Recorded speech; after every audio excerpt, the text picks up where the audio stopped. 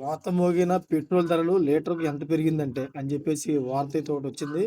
అసలు ఎందుకు అంత పెరిగింది అనే విషయాలు మనం పూర్తిగా ఈ వీడియోలో తెలుసుకుందాం.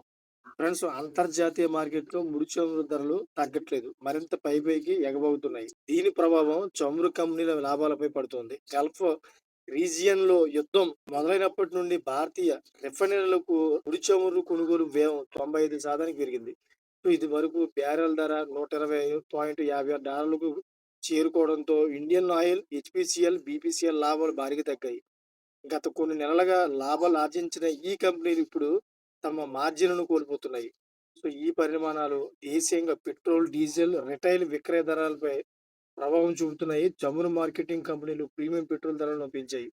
సో, లీటర్ ఒక్కింటికి ₹2 వరకు పెరిగింది. గల్ఫ్ ప్రాంతంలో కొనసాగుతున్న భౌగోళిక, రాజకీయ ఉద్రిక్తతలు ప్రపంచ ఇంధన మార్కెట్‌పై చూపిన ప్రభావమే ఈ పెరుగుదలకు ప్రధాన కారణం. సో, సవరించిన ధరలు నేటి నుండి అమల్లోకి వచ్చాయి.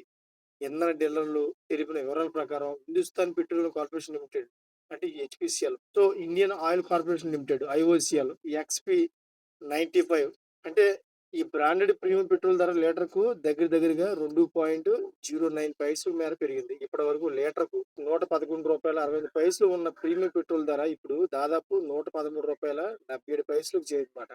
ఈ సాధారణ పెట్రోల్, డీజిల్ ధరల్లో ఎటువంటి మార్పు లేకపోవడం వాహనదారులకు కొంత ఊరట అని చెప్పుకోవాలన్నమాట. చూసారుగా ఇటువంటి లేటెస్ట్ ఇన్ఫర్మేషన్ కోసం నా ఛానెల్ సబ్స్క్రైబ్ చేసుకోండి. Thanks for watching friends.